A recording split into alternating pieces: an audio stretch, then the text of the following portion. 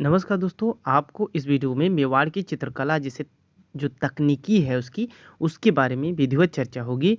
और आप मेरे वीडियो को ध्यान से थोड़ा देखिएगा, क्योंकि वो बारीकी इसमें इस वीडियो में बताया जाएगा जो कि मेवाड़ की चित्रकला के लिए अति महत्वपूर्ण है और उसकी जानकारी के लिए अति महत्वपूर्ण है, मेवाड़ से संबंधित कला के लिए।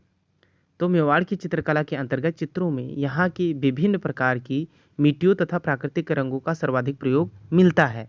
इनमें लाल, काली, पीली, रामरज, सफ़ेद, मटमैला तथा विभिन्न रंगों के पत्थर, हरा भाटा, हिंगूल आदि की बारीक पीसकर उसे आवश्यकता अनुसार गोंद और पानी के साथ मिलाकर प्रयोग में लाने की अपनी एक निजी पद्धति रही है।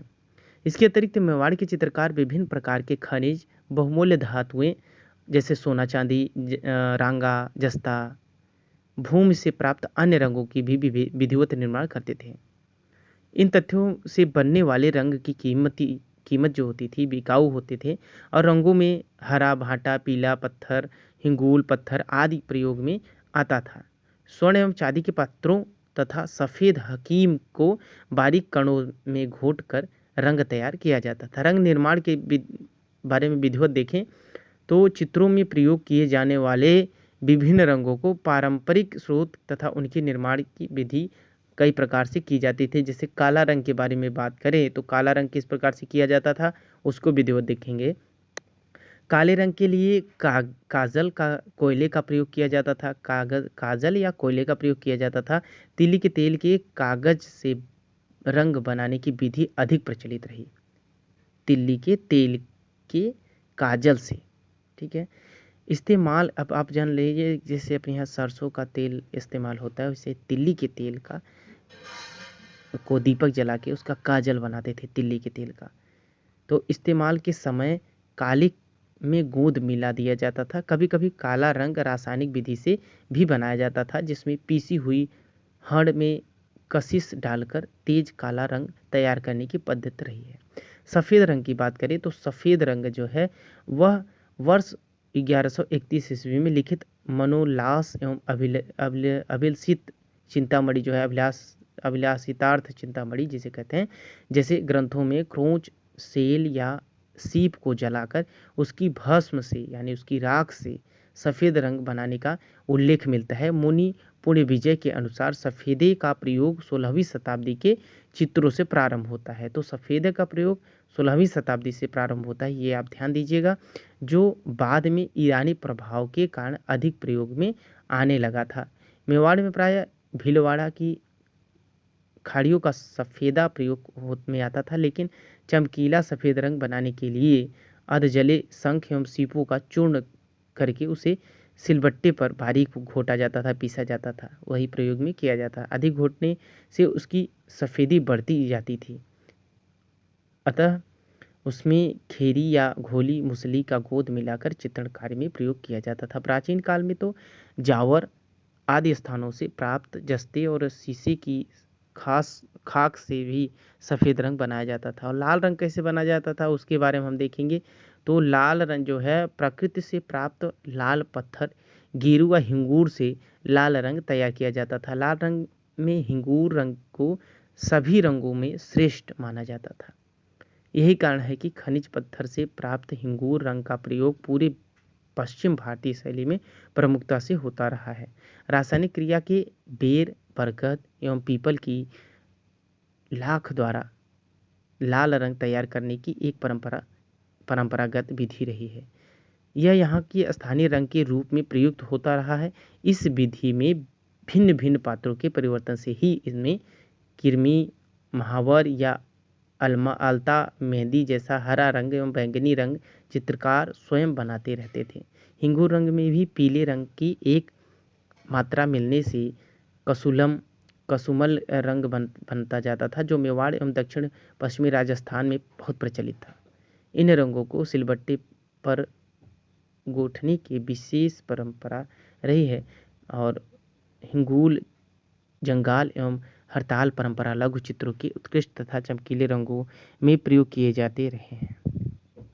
और लाल से रंग बनाने के लिए सर्वप्रथम इसके चूर्ण को मिट्टी के बर्तन में सादा पानी डालकर भिगो दिया जाता था और 24 घंटे बीतने पर बिना हिलाए ही ऊपर से रंगीन पानी अलग से ले लिया जाता था। फिर किसी खुले मुंह वाले मिट्टी के बर्तन में रख कर आग पर उबालने की प्रक्रिया की जाती थी। उबालते समय उसमें पठानी गोद तथा सुहागा 2 की मात्रा में मिलाया जाता था और गाढ़ा होने तक उसे गर्म किया जाता था।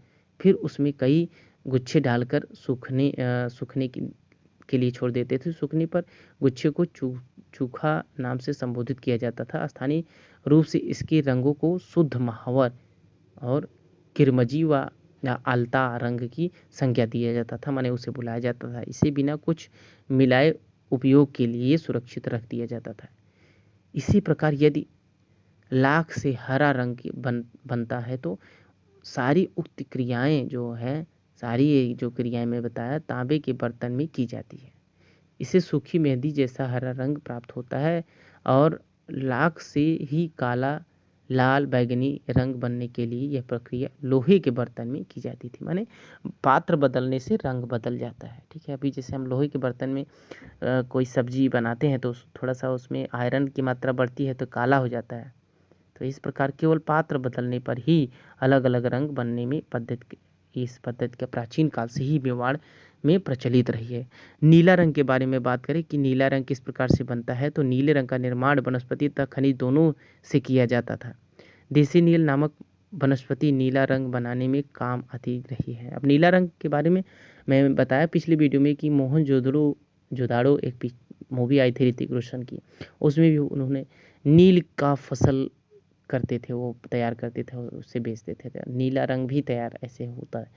डलीदार नील को प्राचीन काल से ही कपड़ों की रंगाई तथा चित्रण हेतु प्रयोग किया जाता था। मेवाड़ में इसे काटी रंग नाम से संबोधित किया जाता था। मोर के गर्दन जैसा गहरा रंग उसी रंग के एक खनिज को पीस कर तैयार किया जाता था। इसके अलावा लोहे की वस्तुओं को बर्तन में डालकर उसके मुंह को गाय के गोबर से बंद करके जमीन में कई दिनों के लिए गाड़कर भी यह रंग तैयार किया जाता रहा है।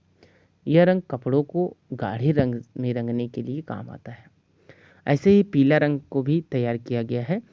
तो मेवाड़ में पलास और किसुली, छावरा, खाकरा आदि स्थानीय पौधों के, वहाँ के जो मेवाड़ के स्थानीय पौधे हैं, ये नाम है छावरा, खागरा।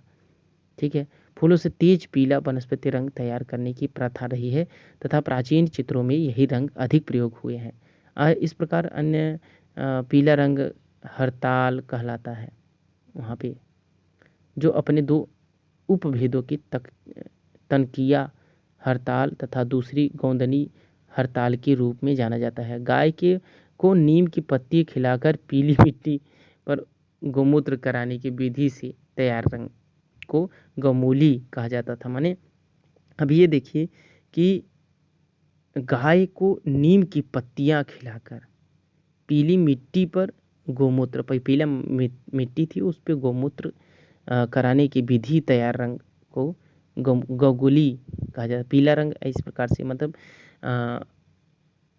पीली मिट्टी को रख के उसमें गाय से के मूत्र को रखा जाता था, उससे जो मूत्र से पीला रंग निकलता था, तो वो उससे भी पीला रंग यूज करते हैं। प्याउड़ी गेरुआ पीला रंग होता था जो पीले पत्थरों को पीसकर उसमें गोंद मिलाकर तैयार किया जाता था। कुछ सिंदूरी रंग के बारे में भी बात कर लेते हैं। इस रंग को प्राप्त करने के लिए मरकरी पत्थर को जलाकर उसकी भस्म से खेरी, बबूल, धोली, मसूल व सरेस का आवश्यकता अनुसार प्रयोग किया जाता है। इसके अलावा साधारण थाल शीश को भी बारीक से कूट कर यह रंग माने सिंदूरी रंग जो है बनता था। परीक्षण के लिए इसमें थोड़ा गुड़ मिला देने पर यह नारंगी रंग में हो जाता था। ठीक है, अब आपको बताते हैं कुछ मिश्रित रंगों के बारे में। और मेवाड़ की चित्रकारी मिश्रित रंग की बड़ी मात्रा में प्रयोग किए जाते रहते हैं। इनमें प्रयोग में चित्रों को और भी खूबसूरत बनाते हैं। मिश्रित रंग निम्न प्रकार के हैं, जैसे कि कुकुम रंग के निर्माण के लिए हल्दी को नींबू के रस में बार बार डालकर हिलाया जाता है और कुछ दिन बाद सूखने पर पीस दिया जाता था। तो इस प्रकार से सफ़ेद को लाल रंग की मिलावट से गोर रंग बनता है। सफ़ेद, काला और पीला रंग बराबर मात्रा में मिलाकर भूरा रंग तैयार किया जाता था। काले तथा सफ़ेद रंग के समान मिश्रण से गजवर्ण यानी हाथी के शरीर की तरह काला रंग तैयार किया जाता था। बकुल फल, ये राजस्थान का है। बकुल फल और मोलसरी के समान रंग के लिए समान रूप से लाल रंग और पीला रंग मिलाया जाता था। और नारंगी रंग तैयार करने के लिए एक भाग पीला और 2 भाग लाल रंग को मिलाया जाता था। इस प्रकार से कई रंगों को मिश्रण से कई रंग, अलग अलग रंग तैयार किए जाते थे। इस तरह से रंग निर्माण में सोना, चांदी, अबरक, राजवर्ध, सिंदूर, हरताज, चूना, लाख, हिंगूल, नीम, नील आदि अनेक द्रव्य विभिन्न रूप में काम आते थे। ठीक है। अब हल का निर्माण कैसे होता था, तुलिका का निर्माण कैसे होता था, इन सभी को इसी वीडियो में आपको बताएंगे। हल बनाने के लिए सर्वप्रथम स्वच्छ पारदर्शी सरेस या आकेसिया गोद के पानी में चीनी मिट्टी के सफ़ेद पत्थर के प्याले से सरेस के पानी की कुछ बूंदें डाल दी जाती थी। इसके लिए बाद वह बर्क को 2 या 3 में चिपकाकर प्याले में घोटने की क्रिया की जाती थी। इस दौरान पानी या सरेस की बूंद उसमें डालते रहते थे। बारीक चमकीली चांदी, सोने या काले रंग से उसे लंबे समय तक घोटता रहता था। इस घोटने पर यह हल का निर्माण होता था। गुनगुना होने पर उसमें चुटकी भर नमक डाल दिया जाता था, जिसमें मैर व सरेस अंश लगते थे। तुलिका निर्माण देखते हैं। तुलिका निर्माण के बारे में हम देखते हैं। तो तुलिका निर्माण और ताड़पत्रों का ये प्रयोग, ये दोनों इसी वीडियो में देखेंगे। तुलिका निर्माण में मेवाड़ के प्राचीन संदर्भों में मिलता है। परंपरागत चित्रों के लिए रंगांकन की एक महत्वपूर्ण सामग्री रही है। चितारे जिसे चित्र कहते हैं, बकरी, गिलहरी और ऊँट के बालों को काटकर पक्षी के पंखों, लोहे या तांबे के शंकु की नलियों में डालकर तैयार करते थे। कुछ जगह तुलिका हेतु पर्शियन बिल्ली और भैंसे के बालों का भी प्रयोग करते थे। तुलिका में गिलहरी के बालों की तुलिका निर्माण की परंपरा बहुत ही पुरानी है, जो कि बहुत ही सर्वश्रेष्ठ तुलिका मानी जाती है गिलहरी के बालों की। और होली के बाद एवं वर्षा के पूर्व, खासकर अप्रैल व मई महीने में विशेष विधियों द्वारा गिलहरियाँ पकड़कर जीवित अवस्था में उसके बाल काटकर धागे में बांधकर तुलिका तैयार किया जाता था।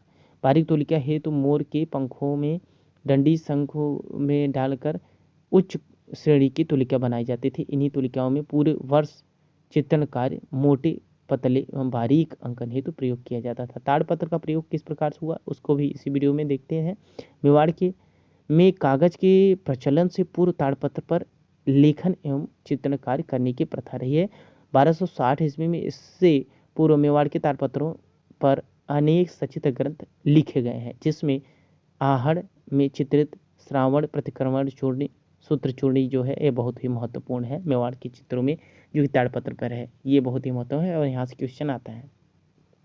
पश्चिम भारतीय चित्रकला पद्धति की तरह यहाँ भी खेर ताड़ का प्रयोग मिलता है। तो दोस्तों, इस वीडियो में इतना ही। ये वीडियो अच्छा लगा हो तो प्लीज़ लाइक करके अपने दोस्तों तक शेयर करिए। मेरे चैनल को अभी तक सब्सक्राइब नहीं किया तो प्लीज़ सब्सक्राइब करके बेल आइकन जरूर दबाएं। Thank you for watching my video.